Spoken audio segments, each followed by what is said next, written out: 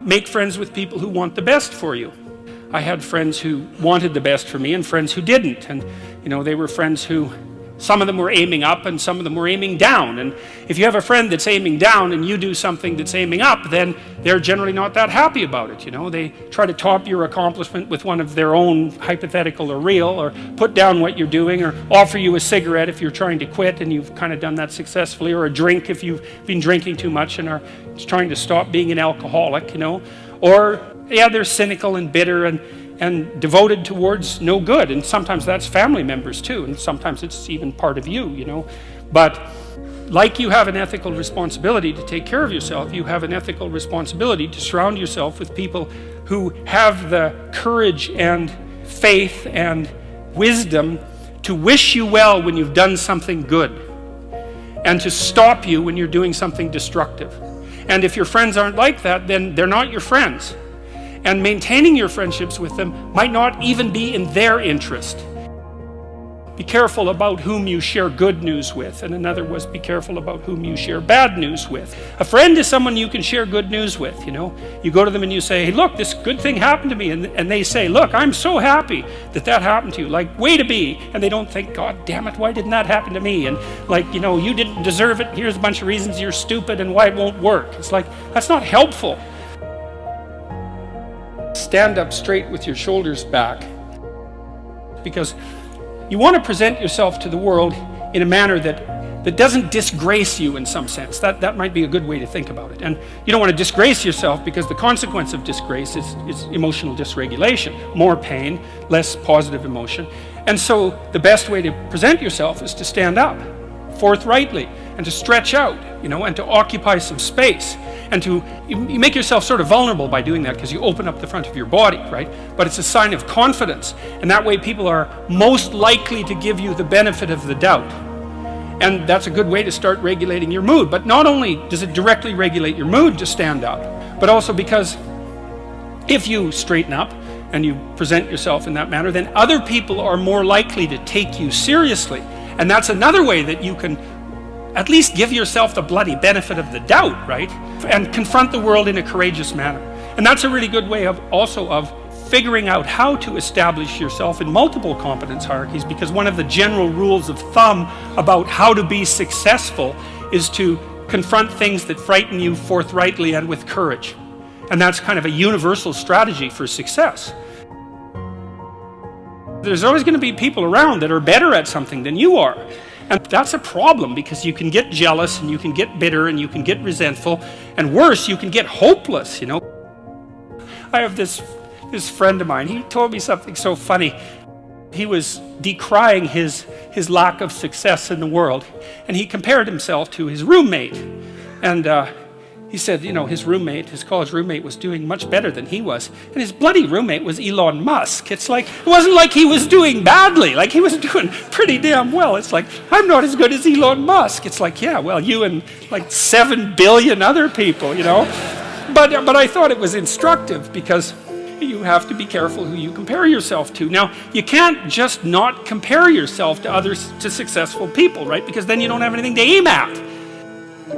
You need an ideal because you have nothing to aim at, but an ideal is a judge, and you always fall short of the ideal. So how the hell can you have the benefits of having an ideal without having the crushing blow that goes along with having the judge that always regards you as insufficient?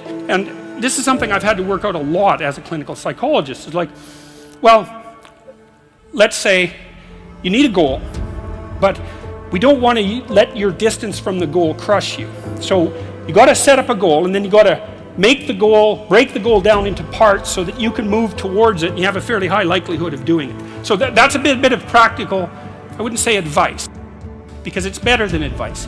It's some practical knowledge about how to go about achieving an aim. Set a high aim, but differentiate it down so you know what the next step is, and then make the next step difficult enough so you have to push yourself past where you are, but also provide yourself with a reasonable probability of success. It's also what you do with children, right? You want to push them because they need to grow up and be more than they are, right? But you don't want to crush them with constant failure. So what you do is aim high and make the goal difficult but proximal. So your goal is to make today some tiny increment better than yesterday. And you can use better, you can define better yourself. This doesn't have to be some imposition of external morality. You know where you're weak and insufficient, where you could improve. Think, okay, well, this is what I'm like yesterday. If I did this little thing, things would be just an increment better. Well, that's a great thing, because you get the ball rolling, and incremental improvement is unstoppable. You can actually implement it, and it starts to generate Pareto distribution-like consequences. It starts to compound. And I've seen that happen in people's lives over and over. Well, people write me all the time and tell me that they're doing that, but I've seen that happen in people's lives continually. They make a goal. The goal should be, how could I conceive of my life so that if I had that life, it would clearly be worth living, so I wouldn't have to be bitter, resentful, deceitful, arrogant, and vengeful. Like, that's sort of the bottom line, right? Because that's what endless failure does to you. It's not good. And that's what life without purpose and a goal does to you as well, because life is very hard. So you think, okay, well, I need to adopt a mode of being that would justify my suffering. And you can ask yourself that question. What would make this worthwhile? He who has a why can bear almost any how. That's a lovely line, man. I mean, it's a lovely line. And it's really worth thinking about. So you think, well, how do I manage all this misery and suffering and futility? It's like, well, I need to figure out what I would have to do in order to make that clearly worthwhile. And so then you have your goal, and then you think, well, I need to move towards that incrementally, because I'm kind of useless and can only do so much, and maybe not even that. But all I have to do is be a little bit better than my miserable self yesterday. And that'll propel you forward very rapidly, and you can succeed at it, which is also really lovely, because why not set yourself up for success, Why people don't like themselves very much. And I think there's two reasons, really, and one is that we're fragile and damageable and imperfect in multiple dimensions all the time, and that often just gets worse. Lots of things get worse as you get old, for example. So it's not necessarily that easy for a self-conscious being who's extraordinarily aware of his or her own fragility, but not just fragility, foolishness and errors. Like, you know yourself better than anyone else knows you, and you might have a certain amount of dislike for someone you know because of something they did, but you know everything you did.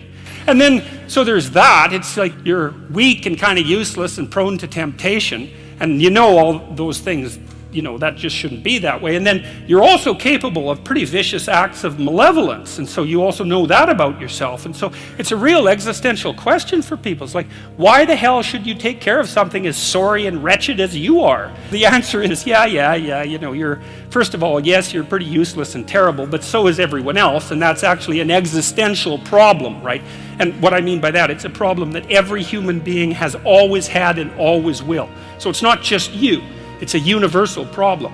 And there's an answer to that. And one of them is to love the sinner but hate the sin. It's something like that, is that despite the fact that you're not all that you could be, the proper attitude to have towards yourself is the attitude that you would have towards someone that you genuinely cared for. And that it's incumbent on you to act as if you genuinely care for yourself, just like you would act towards someone that you actually cared about, some other person. And so it's a reversal in some sense of the golden rule, right? And it's a discussion of why that's necessary. And also, more than that, it's a discussion of why you have a moral obligation to do that.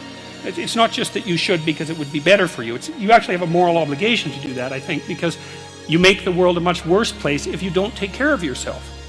So you should bloody well take care of yourself, because it's partly because you have something valuable to bring into the world.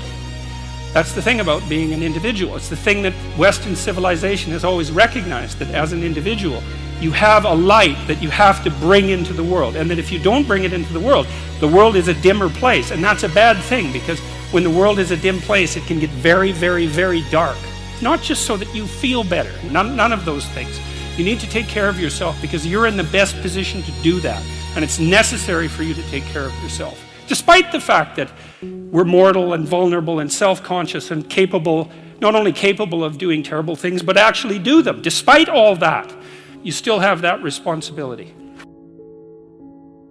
One of the things that Jung said about the shadow, which is the dark side of humanity, the dark side of each individual, was that its roots reached all the way to hell. And so what he meant was that if you were able to understand your dark side, then you would see in yourself a reflection of the behavior that was present at Auschwitz, for example.